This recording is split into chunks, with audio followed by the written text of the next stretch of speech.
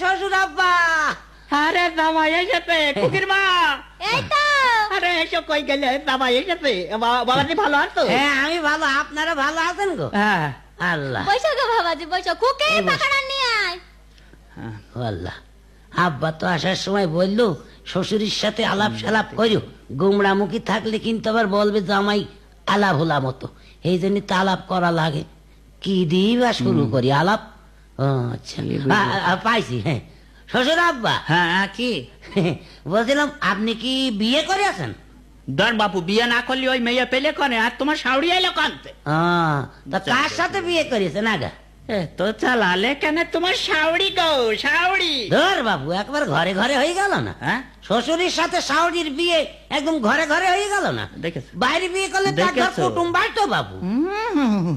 এই যে, জামাইটা পাঠাই দাও, মুইগরা জবাই করতে হবে। ও মুরগিও যাও গো। জবাই করতে হবে? হ্যাঁ হ্যাঁ, যাও যাও যাও যাও।